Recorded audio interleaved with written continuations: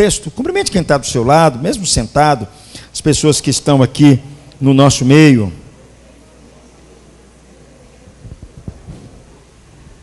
Não enxergar nada. Agora melhorou.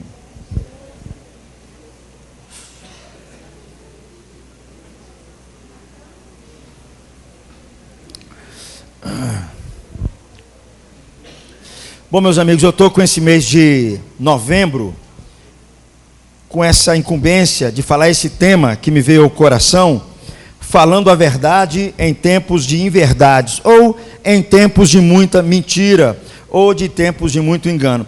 Tem uma coisa que eu acho que ninguém gosta, é de ser enganado. Acho que ninguém gosta de ser enganado, nem ser traído. Se você for num médico e ele te recomendar um remédio, e você por muito tempo tomar aquele remédio e perceber que aquilo era farinha, eu acho que você não vai gostar, não.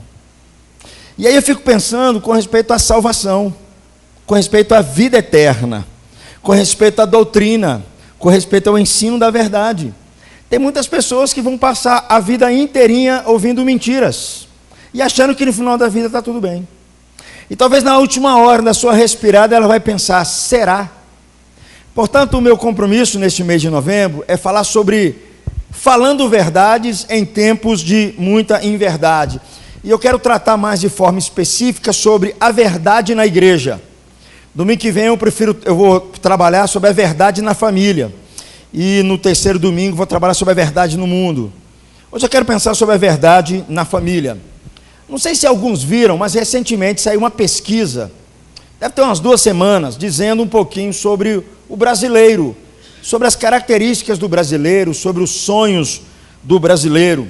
Uma coisa que mais aborrece o brasileiro: número 1, corrupção; número 2, a violência; número 3, a pobreza. E aí, quando se fez uma pergunta sobre o brasileiro, sobre aquilo que o seu aspecto, aquilo que é a sua característica, 3 coisas apareceram ali. A primeira delas, amizade. Não sei se alguém viu essa pesquisa. A segunda delas era alegria.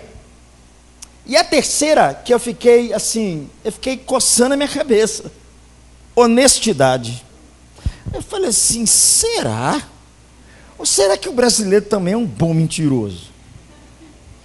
Porque, queridos, eu fico a me perguntar sobre isso. Porque nós somos, infelizmente, nós moramos num país que ainda por exemplo, dá um exemplo muito simples. Eu ainda coloco o meu filho no colo para furar a fila. Eu ainda pego o meu carro e estaciono numa vaga que é de cadeirante. Eu não estou nem aí para essas coisas. Nós somos num país que ainda o cara dá atestado falso para poder se livrar e não perder o dia de trabalho. Nós ainda compramos produto falsificado sem nota fiscal. Estudantes ainda falsificam carteirinha de estudantes para pagar cinema à meia. Então eu fiquei com uma pulga atrás da orelha. E eu falei assim, será? Comigo? E aí eu fiquei me perguntando, imagine se você morasse no local aonde a marca maior daquele local, daquelas cidades onde ali as pessoas vivem, é justamente a avareza. A avareza é a marca daquela cultura. As pessoas gostam de dinheiro, as pessoas fazem tudo por causa do bandido, do dinheiro, querem ganhar de qualquer maneira, elas disputam umas com as outras, elas brigam na justiça ou brigam de formas públicas. A fama daquela cidade é que elas são enganadoras e elas são falsas. O maior valor naquela cidade, naquelas cidades ali, naquele local, o bem mais desejado é grana, não importa como. Imagine se você vivesse num lugar assim, onde as pessoas eram conhecidas por causa disso, todo mundo brigando para ter muito dinheiro, para ter muito lucro, não importando como. Os palavrões que são falados, normalmente os nossos palavrões, eles são de cunho sexual. Eu não vou repetir aqui, porque as crianças já desceram, mas não vai pegar bem, não é verdade? Mas imagine que lá os palavrões, ao invés de ser do cunho sexual, é do cunho financeiro. Quando você utiliza o palavrão para você xingar as pessoas. E a marca maior da cidade, de fato, é a avareza. Além disso tudo, as pessoas que moram naquelas cidades, Elas são conhecidas como mentirosas, como enganadoras e como traidoras. O apóstolo Paulo, quando ele escreveu uma carta para os crentes que estavam na ilha de Creta, do mar Egeu, os crentes estavam ali, e Paulo escreve uma carta pedindo para que Tito, o seu companheiro, o seu amigo de lutas, pudesse colocar em ordem algumas coisas naquela igreja. E por incrível que pareça, aonde estava essa igreja? Na ilha de Creta. Eu estou falando aqui não do Brasil, eu estou falando aqui da ilha de Creta, onde havia um grupo de cristãos na ilha de Creta, e Paulo escreve uma carta para eles, que é a carta de Tito, que nós vamos ver daqui a pouco. A fama dos da ilha de Creta era tão forte em relação a isso, que os gregos bolaram uma palavra que nós conhecemos, que veio de lá. Os gregos bolaram uma palavra dizendo assim, do grego, cretizein, que nós conhecemos muito bem como ser cretino, que vem da ilha de Creta, porque eles eram conhecidos assim. Naquela cidade ninguém tinha uma reputação muito boa, pelo contrário, o lema da cidade era justamente esse, que ninguém tinha uma reputação pior no mundo antigo do que os cretenses. É assim que eles eram conhecidos. E ali que estavam os crentes. Uns filósofos antigos já haviam dito que os cretenses, eles são sempre mentirosos. E nos tempos bíblicos apareceu um poeta, que eu não vou citar o nome dele, que ele usou a zombaria da cidade para mostrar simplesmente do que a cidade era, da sua fama. Havia um busto na cidade de Zeus, ou melhor, da tumba de Zeus. Zeus era o deus grego, o maior deus grego. Mas os gregos sabiam que Zeus não podia morrer e nem muito menos ser enterrado. Ou seja, essa fama fortalecia a ideia de que a cidade de Creta era conhecido porque eles eram mentirosos, enganadores, avarentos. É isso que eles eram conhecidos. Vocês querem ver eu confirmar isso? Tito, capítulo 1, versículo 12. Está aqui, ó. O que Paulo escreveu se referindo a eles?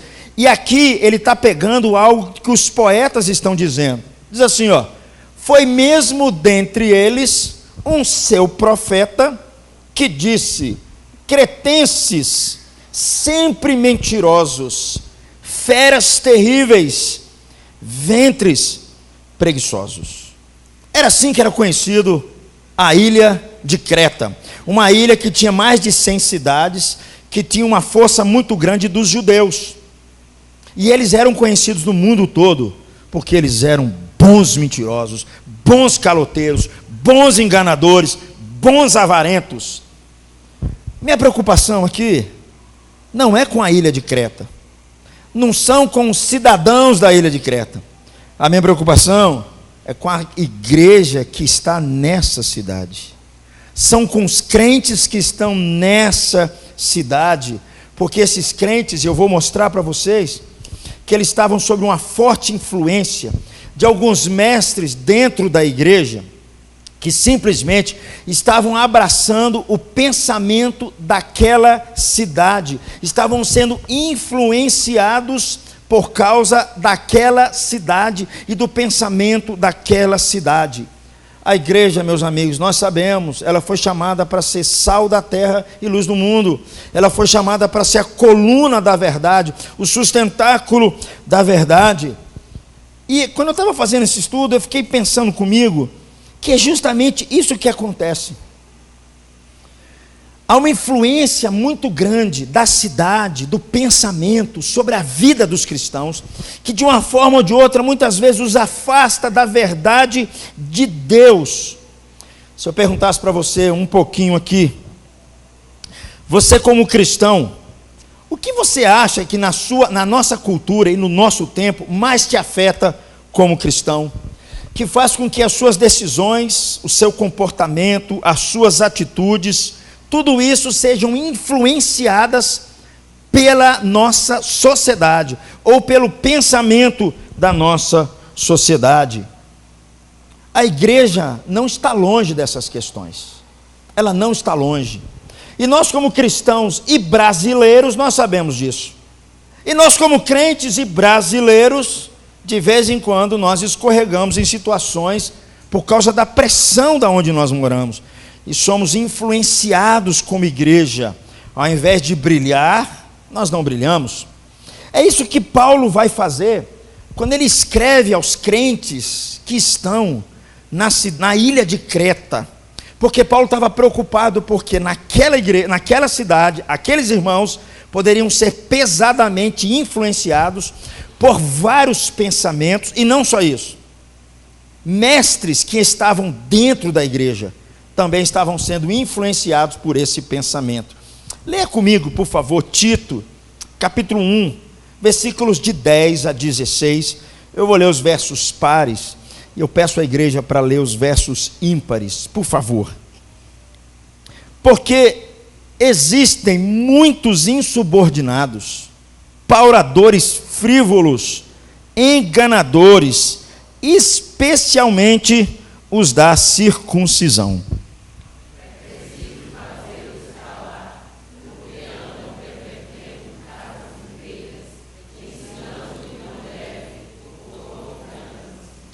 Foi mesmo dentre eles um seu profeta que disse: cretenses sempre mentirosos, feras terríveis, ventres preguiçosos.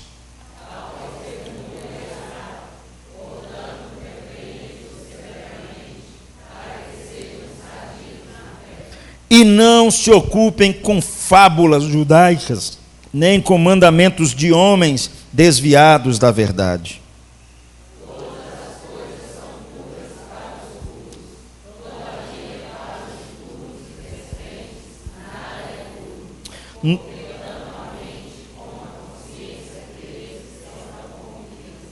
No tocante a Deus, esses falsos mestres professam conhecê-lo, entretanto o negam por suas obras.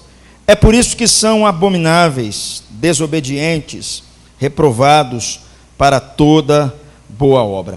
Aqui nós temos uma descrição dos falsos mestres que estavam dentro da igreja, e Paulo preocupado com eles, porque eles estavam ensinando várias coisas que não deveriam. Entre elas, uma questão muito importante e séria, é que eles diziam que não bastava só Jesus, era Jesus e mais um monte de regrinha judaica, é Jesus e um monte de costumes que eles abraçavam, principalmente os pensamentos que vinham de uma certa falso ensinamento do judaísmo. Paulo estava preocupado com aqueles crentes, dizendo: o que eles precisam é só do evangelho. E alguns falsos mestres estão dizendo: não, tem mais coisas que eles precisam se ajustar a normas, eles precisam se ajustar a regulamentos, eles precisam evitar determinadas comidas para que eles possam ser salvos. Paulo vai combater tudo isso aqui. E Paulo está preocupado porque esses crentes na cidade de Creta estavam influenciados por esse pensamento da cidade, que poderia de fato afastá-los de Cristo, e mais, fazer com que eles pudessem viver tanto tempo baseado em mentiras, em enganos. E Paulo aqui, não é difícil a gente perceber que o comportamento desses falsos mestres era uma marca do próprio tempo que eles viviam. Paulo diz aqui que eles faziam tudo por dinheiro. É o que Paulo está dizendo aqui, é isso que eles estavam pensando. Versículos 10 e 11, voltando novamente, diz aí que existem muitos insubordinados entre eles. A ideia aqui eram pessoas que fossem como soldados, mas eles são infiéis, eles não querem obedecer a ordem, eles não queriam aceitar a liderança da igreja, eles não queriam ser guiados pelos líderes da igreja, eles não queriam ser controlados pela igreja. São esses insubordinados, esses mestres aqui. Meus irmãos, nós como crentes, existem certas coisas que nós não podemos abrir mão delas. É a doutrina que foi deixada pelos apóstolos, é o fundamento da igreja. Nós não podemos ser desobedientes a essas coisas, mas eles eram insubordinados.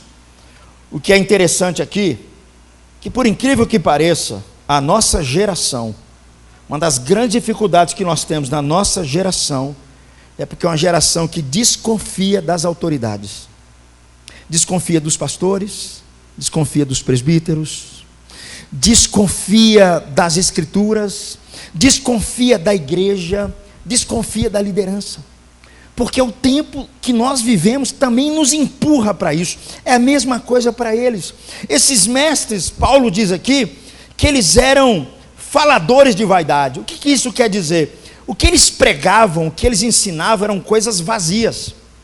Isso significava que, por um lado, que aquilo que eles pregavam não gerava transformação na vida das pessoas, não impulsionava as pessoas para as boas obras, não gerava um comportamento transformado. O que gerava entre eles era a ideia de que eu tenho muito conhecimento e fico discutindo isso, mas isso não transforma a minha vida. É o que Paulo está dizendo desses mestres aqui. Só abrindo um parêntese. Hoje, a internet, a coisa que nós mais temos é um monte de gente falando um monte de coisas. O que nós mais temos são vários líderes, cada um abraçando o que acha legal, abraçando o que gosta, um cara mais interessante. Nós vivemos nesse tempo, do mesmo tempo que o apóstolo Paulo estava preocupado com os mestres dentro da igreja. E Paulo diz que eles também eram enganosos. Isso significa que, ao invés de levar as pessoas à verdade de Deus, ao invés de levar as pessoas a serem fortalecidas na sua fé, por meio da pregação fiel das Escrituras, por meio da verdade do Evangelho, eles estavam afastando as pessoas por meio de ensinos enganosos. Eu não vou entrar aqui no mérito, porque basta você ligar a sua televisão. Qualquer semelhança é mera coincidência. Gente que prega pensando em grana, gente que prega e, na verdade, ao invés de aproximar as pessoas mais de Jesus, torna as pessoas cada vez piores. O pior de tudo, e aqui que eu quero chamar ainda mais a sua atenção, porque no versículo 11, o pior de tudo é que Paulo diz aí que eles estavam atingindo casas inteiras. O ensino deles estava transtornando, não era uma pessoa, eram várias famílias. Meus irmãos, isso é profundamente preocupante. Um ensino que separa a família, um ensino que cria confusão no meio da família, um ensino que não é verdadeiro, que afasta as famílias cada vez mais e cria intriga entre elas. É um ensino que Paulo está dizendo que não procede de Deus. E Paulo está preocupado aqui porque ele diz que eles faziam isso pervertendo casas inteiras. Eles conseguiam, de uma forma ou de outra, transtornar as casas, criar confusão entre as famílias, criar insegurança entre as famílias, através do mau ensino deles. E Paulo diz aqui que eles transtornavam casas inteiras. Significava que, por um lado, eles tinham uma influência tão forte que eles entravam dentro da casa das pessoas e simplesmente esfacelavam as famílias, como Deus havia criado. Eu não sei se você percebe algumas coisas, mas também não é muito diferente dos nossos dias. Às vezes eu ando pela cidade e fico olhando as casas, eu falo, como é que eu consigo entrar nessa casa? Aí eu olho uma antena e eu falo assim, eu sei como é que eu entro. Através de uma antena de rádio, através de uma antena de TV. Várias coisas que vamos absorvendo, que vão destruindo as nossas famílias. No tempo deles não era diferente, e Paulo estava preocupado com isso aqui. Eles acessavam as casas das pessoas com seus falsos ensinos, com as suas mentiras, com os seus enganos, e pervertiam as casas inteiro. E o que é mais interessante, que diz o finalzinho do versículo 11, porque eles faziam isso por causa de dinheiro, simplesmente por torpe ganância. Isso te lembra alguma coisa? Isso faz você refletir alguma coisa? Será que a pregação, o ensino que nós ouvimos, de fato, é para quê? Para que Deus está levantando os pregadores? Será que a minha pregação e o ensino, a única coisa que eu tenho é para expandir os meus negócios religiosos? É para expandir o meu empreendimento religioso? É para fazer o meu nome célebre? é para me tornar um cara conhecido e todo-poderoso. Paulo está dizendo que eles faziam isso simplesmente para ganhar dinheiro. Meus irmãos, eu já falei isso aqui e volto a repetir. O mercado religioso é um dos mercados que mais cresce no Brasil. Esse ano teve em São Paulo feira de exposição dos evangélicos. Se movimentam bilhões de reais nesse país através de venda de tudo quanto você possa imaginar. É a Arca da Aliança, é o cajado de Moisés, né? É a capa lá de Elias. Se vende de tudo. É um dos mercados que mais cresce no Brasil. Porque, queridos, nós vivemos num país onde o seu peso, ele é religioso, onde há uma espiritualidade que ronda a gente. Paulo está preocupado com isso, porque os pregadores eles não podiam fazer isso simplesmente pensando em lucro. Percebam aqui, meus irmãos, a forte influência do pensamento da ilha de Creta sobre a vida da igreja. Não se dá a mesma coisa hoje. Afinal, meus irmãos, confesso a vocês, nós como crentes, vamos parar para pensar um pouquinho. A gente encontra tanto crente materialista. Isso é influência do nosso tempo sobre nós. Encontramos tantos crentes consumistas, encontramos tantos crentes individualistas, encontramos tantos cristãos desconfiando da liderança da igreja, às vezes quando eles se mostram fiéis. Percebe, meus irmãos, a influência também no nosso tempo sobre o pensamento sobre a vida da igreja? Era isso que estava acontecendo no tempo de Paulo. Paulo chega a dizer que eles de fato eram mentirosos. O testemunho é exato. Eles são mentirosos, eles são preguiçosos, eles são avarentos, eles são gananciosos. Paulo aqui, meus irmãos, estava lutando para que os cretenses, os crentes daquela cidade, daquela igreja na ilha de Creta, se firmassem na verdade do Evangelho. Mas Paulo acrescenta algo aqui que incomodava mais o seu coração, porque não era só influência externa, havia algo interno aqui que Paulo vai dizer. Leia comigo os versículos 14 a 16, eu vou ler os pares, você lê os ímpares, por favor. E não se ocupem com fábulas judaicas, nem com mandamentos de homens desviados da verdade.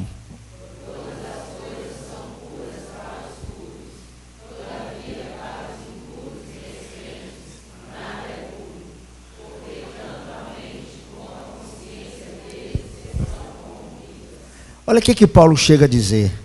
No tocante a Deus, professam conhecê-lo, entretanto, o negam por suas obras.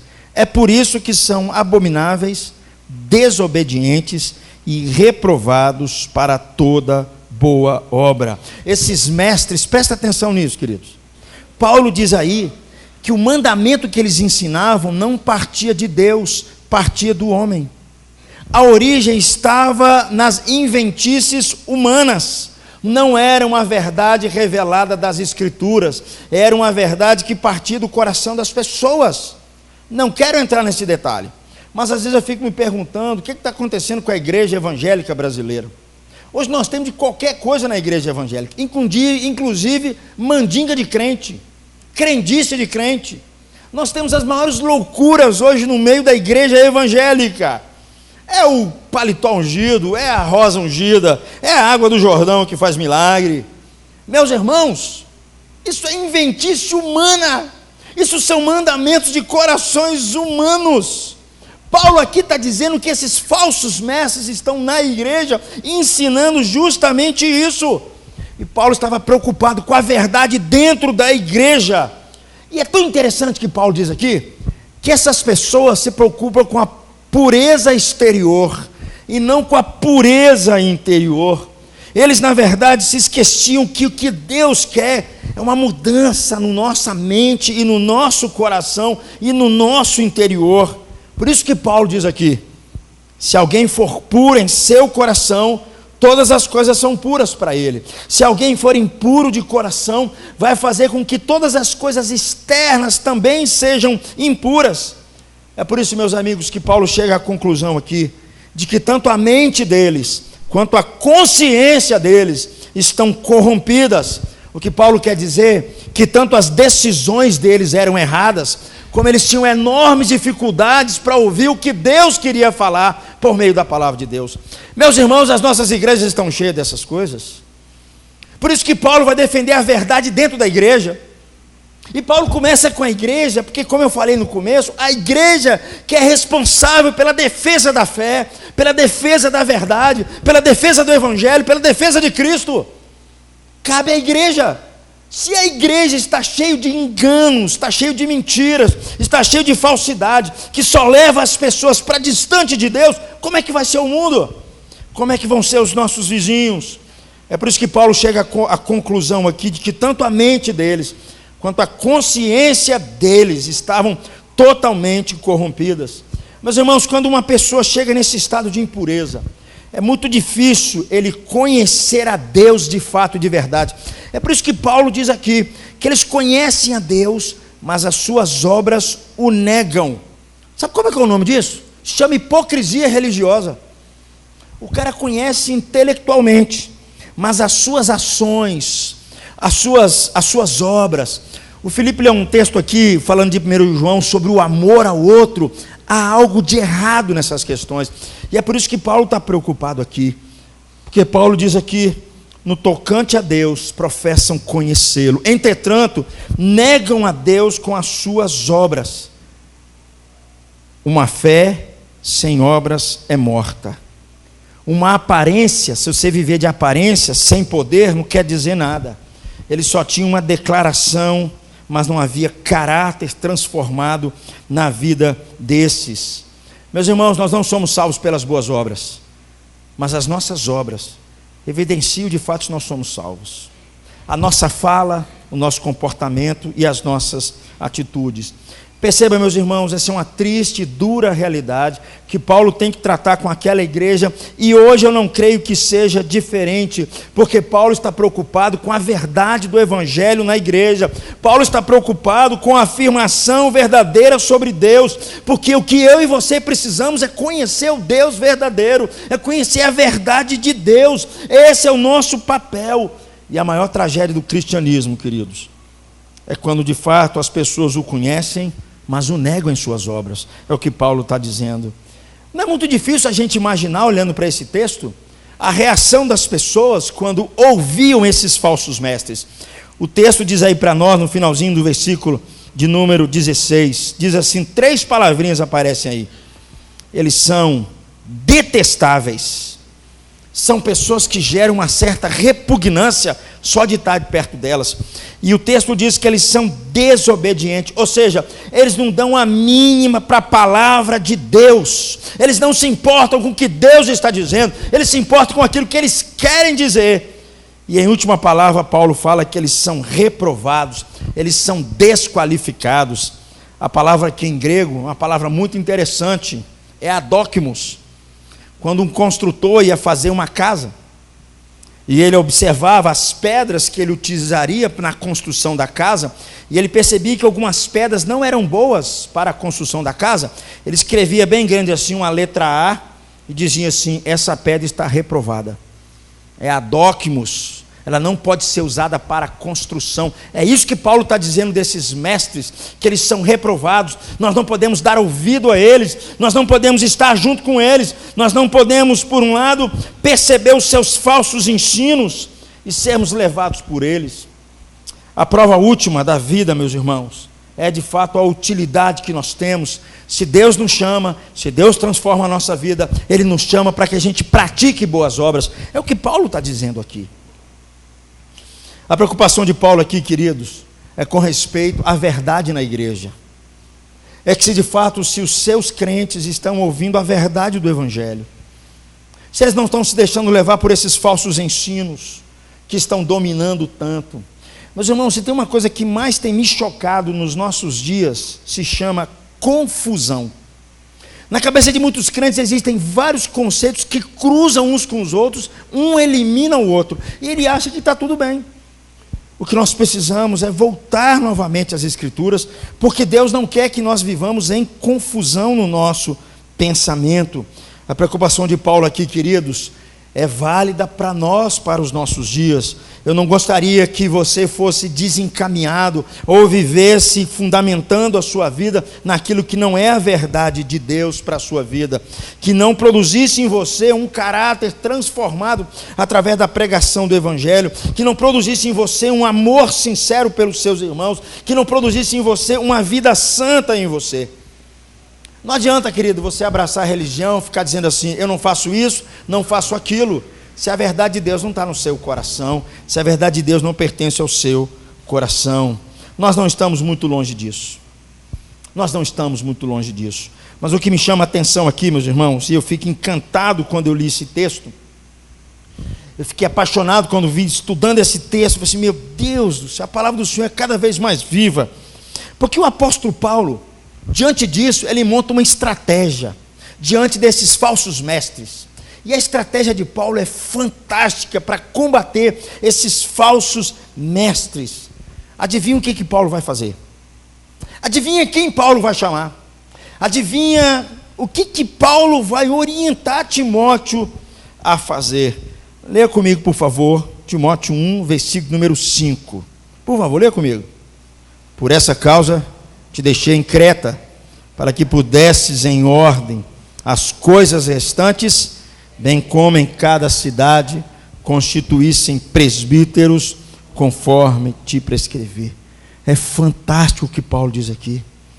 Paulo está dizendo, a sua liderança tem que ser diferente. Os presbíteros da sua igreja têm que ser diferentes. Eles têm que ser mestres da verdade. Eles têm que ser aqueles que combatem a mentira e pregam a verdade. Maravilhoso o que Paulo diz aqui. A primeira coisa que Paulo vai nos ensinar para combater a mentira e orientar os crentes, os fiéis da igreja, à verdade de Deus, é levantar líderes, levantar presbíteros, homens de Deus. Eles é que seriam responsáveis para fazer com que os falsos mestres calassem a sua boca e repreendessem severamente os falsos mestres. Eles deveriam tomar a atitude para fazer os falsos mestres parar de ensinar essas coisas, parar de ensinar inverdades no meio da igreja e de parar de enganar os crentes. É isso que Paulo está dizendo aqui. Paulo diz, levante uma liderança, gente que eu vou dizer como é que tem que ser, porque a partir deles, eles vão cuidar da igreja, e a partir deles vão combater o falso ensino. É o que Paulo está dizendo aqui para nós. Paulo estava preocupado, como eu disse antes, meus irmãos, porque famílias inteiras estavam sendo enganadas, porque estavam sendo levadas por lucro pelos falsos mestres. Paulo diz aqui, os presbíteros deveriam exortá-los, deveria chamar a atenção deles, para que eles tivessem uma fé saudável. Era o papel deles. Mas perceba, meus irmãos, antes de falar dos presbíteros, eu quero dizer um negócio para você. Paulo vai falar sobre o caráter deles, mas Paulo quer que cada crente tenha a mesma coisa. Quer que na vida de cada cristão se evidencie a mesma coisa, se experimente a mesma coisa. Os líderes da igreja, os pastores e os presbíteros, eles servem como exemplo para o rebanho, para que o rebanho siga o caminho da verdade. Portanto, querido, o que eu falar aqui dos presbíteros, que sirva para você, que sirva para a sua vida também. Olha o que Paulo vai dizer em Tito, no versículo logo abaixo, do versículo 6 ao versículo de número 9. Eu vou ler os pares, por favor, leia os ímpares. Paulo vai trazer a característica deles. Alguém que seja irrepreensível, marido de uma só mulher, que tenha filhos crentes, que não são acusados de dissolução, nem são insubordinados.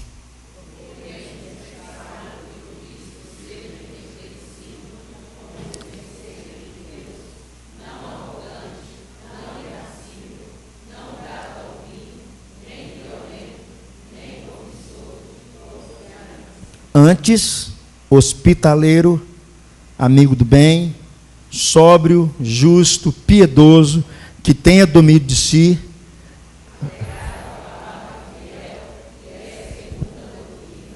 Primeira coisa que Paulo vai dizer, ele repete isso por duas vezes.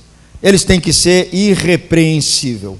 A palavra irrepreensível aqui significa alguém que está numa posição, mas o inimigo não o vê. Ele está num campo de batalha, mas ele não está sob o ataque do inimigo. Ele está numa condição, a sua vida não está exposta à censura. Não tem fissuras na sua vida, a qual o inimigo possa dizer algo sobre ele. É como se fosse uma arte ou uma obra de arte que ela tem que ser muito bem feita. Aonde você vai encontrar algum defeito e você não vai encontrar. É isso que Paulo vai dizer aqui, que o dirigente cristão deve ser um homem que não só esteja livre desses falsos ataques, mas principalmente que eles tenham qualidades excelentes para corrigir os de dentro e exortar os falsos ensinos que pingam dentro da igreja.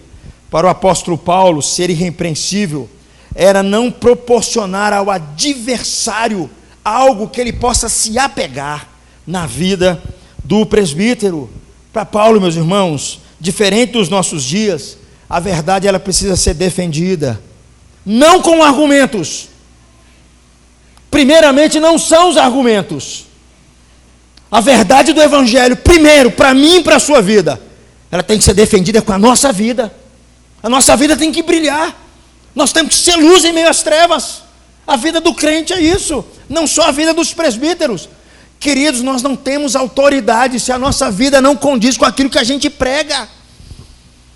Isso tem acontecido muito no seio da igreja, porque os seus líderes não dão exemplo para os seus rebanhos. Portanto, ele perde o poder na sua pregação. É o que Paulo está dizendo aqui. E o que me chama a atenção é que Paulo vai tratar com esses homens dizendo: eu preciso de vocês, porque é a partir de vocês que eu vou corrigir os falsos ensinos e vou conduzir os crentes à verdade de Deus. Mas vocês têm que viver de forma irrepreensível, senão vocês vão perder a autoridade que eu estou dando para vocês.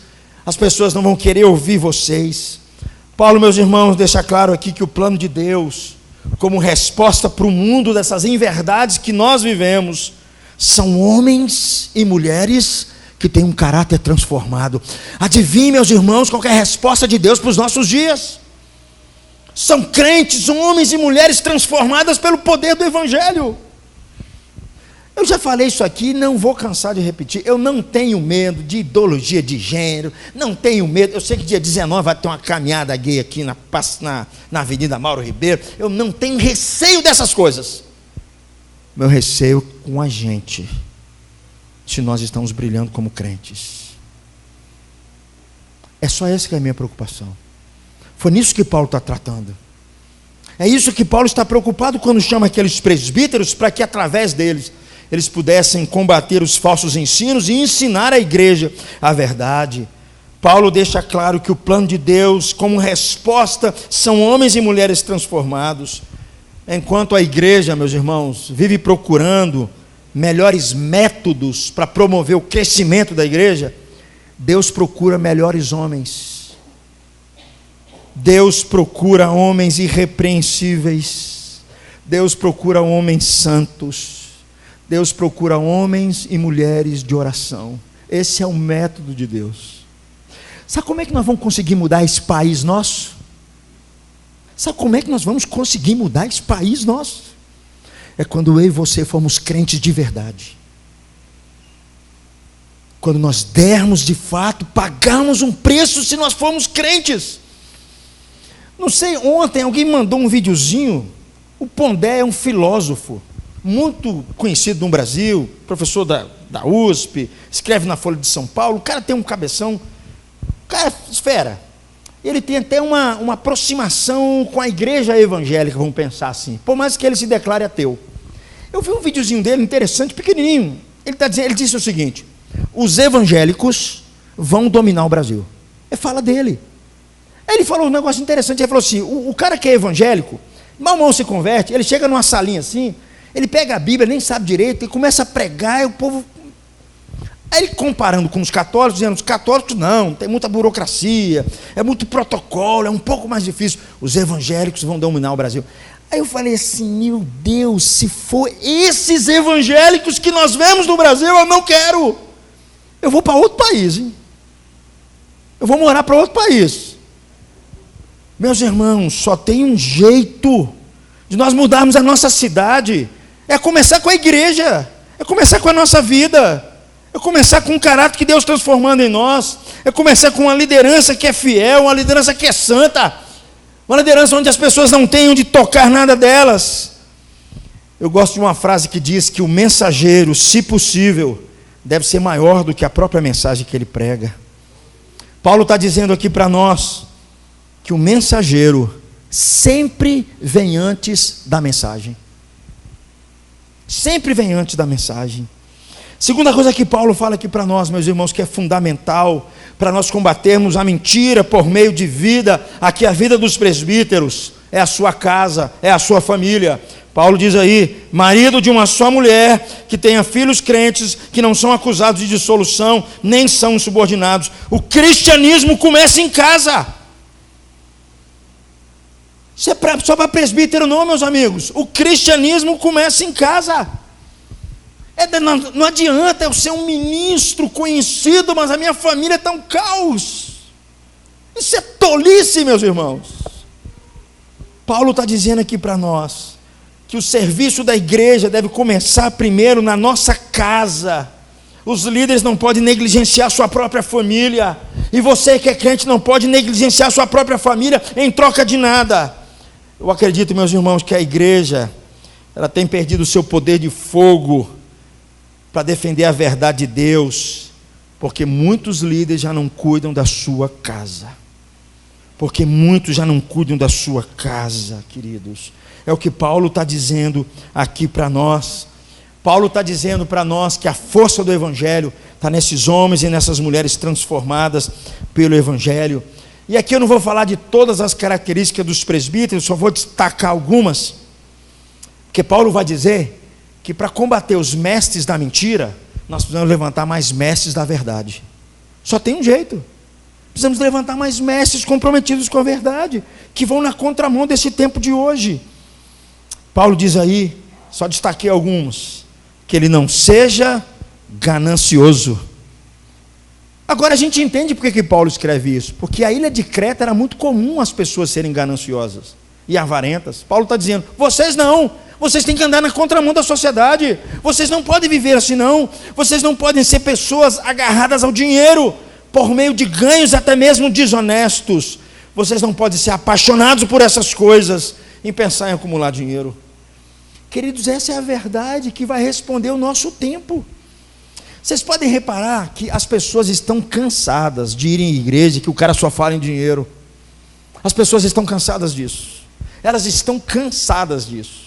Eu sei e conheço várias pessoas assim, cansadas dessa mentira, achando que as pessoas podem comprar a bênção de Deus se fizerem um grande sacrifício.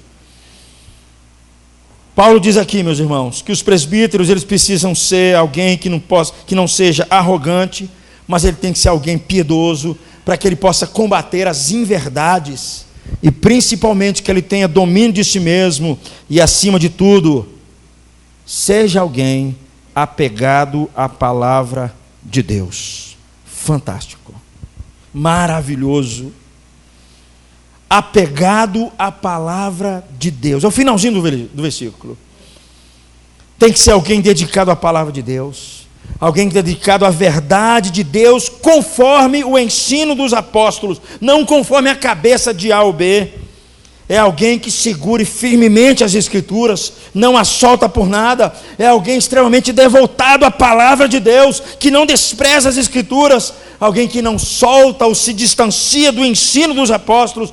É alguém que não se deixa levar pelas suas próprias conclusões, mas se submete à verdade da palavra de Deus. Meus irmãos, essa é a resposta de Paulo para combater as mentiras e as heresias. Eu creio que essa palavra de Paulo serve também para nós. Nós precisamos ser mais crentes apegados à palavra. Nós precisamos ser mais crentes, mais comprometidos com a verdade da palavra de Deus. Nós não podemos nos encolher diante das coisas que estão em volta de nós. Os crentes têm que ter a palavra de Deus na mente e no coração. Eu já falei aqui, mas é triste saber como nós vivemos uma crise com respeito ao estudo das Escrituras. O estudo das Escrituras. Eu fico pensando, como é que eu acordo de dia, como é que eu passo o meu dia inteiro sem querer ouvir o que Deus quer falar, sem gastar um tempo, tirar um tempo para perceber o que Deus está querendo dizer. Como é que eu posso viver assim? Como é que eu posso viver se essa palavra é tão negligenciada hoje? Nós temos essa palavra no celular, nós temos essa palavra no computador, mas queridos, não adianta nada se essa coisa não estiver aqui, no nosso coração. Paulo está dizendo para os presbíteros, porque eles têm uma responsabilidade maior de combater a mentira, de encarar esse negócio, mas cabe também a nós, que eles nos servem como exemplos. Como é que eles vão encorajar outras pessoas a andarem na verdade? Como é que eles vão refutar as mentiras se a palavra de Deus não estiver no coração deles? Como é que eles vão instruir as pessoas? Eu não tenho dúvida, sabe, meus irmãos? Eu não tenho dúvida. Jesus, ele chamou os seus discípulos, lavou o pé dos seus discípulos e disse assim: assim como eu fiz com vocês, vocês vão fazer uns com os outros. A liderança que Deus quer da igreja, uma liderança que sirva, uma liderança que lave os pés, que pague o preço por isso. Meus irmãos, as pessoas estão carentes disso, porque elas não querem mais o empresário, elas não querem mais o cara que sabe mexer com empreendimento religioso, que faz a igreja explodir. Não é isso que as pessoas querem.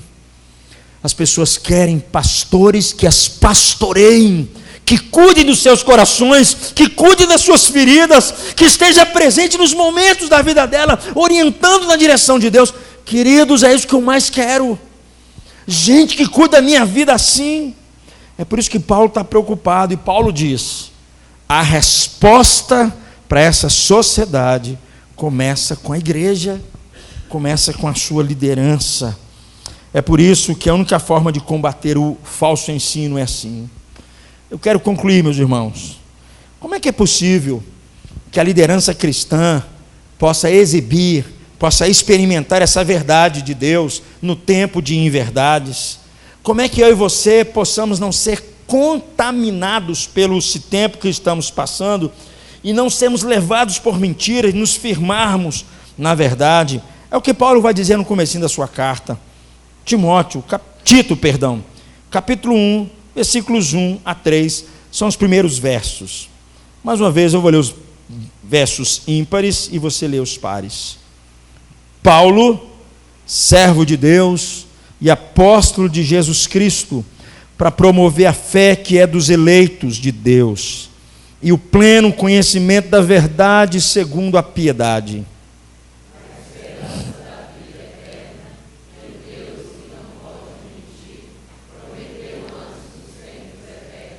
E em tempos devidos manifestou a sua palavra mediante a pregação que me foi confiada por mandato de Deus, nosso Salvador. Paulo está dizendo aqui de forma muito simples: há uma verdade que Deus quer que o homem ouça e siga.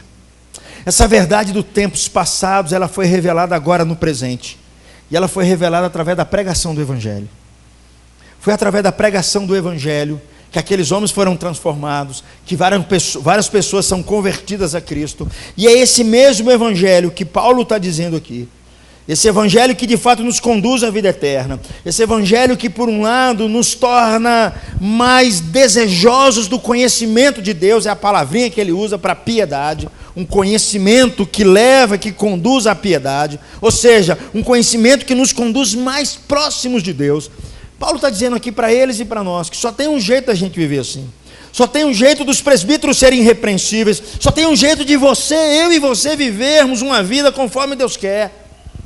É se nós de fato, como Paulo diz, nos refugiarmos na verdade da palavra de Deus, na verdade do Evangelho, na verdade das Escrituras, na doutrina que já foi deixada pelos apóstolos. É isso que Paulo está pedindo aqui para nós. Portanto, meus irmãos, em tempos de inverdades, a minha oração é que a verdade ela não saia da igreja, que nós possamos não só defendê-la, mas desejá-la e vivê-la. Porque eu sei, queridos, eu sei, tem muito sofrimento envolvido quando as pessoas são conduzidas ao engano.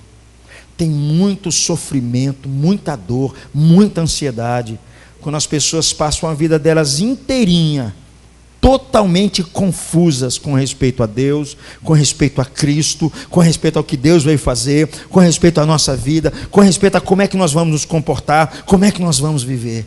A coisa mais triste que tem é quando esses falsos mestres assumem a igreja e conduzem a igreja, conduzem as pessoas para longe de Deus. Eu queria orar por você, queria pedir a Deus pela sua vida, para que Deus visite o seu coração. Chama a equipe de louvor aqui à frente, por favor. Eu queria que você orasse por você antes. Eu queria que você saísse daqui com um compromisso de ser alguém mais apegado às Escrituras, para que você seja alguém sadio na fé, para que você não se deixe levar por baboseiras e mentiras e enganos que as pessoas estão semeando por aí afora. Ore pela sua vida, meu amigo.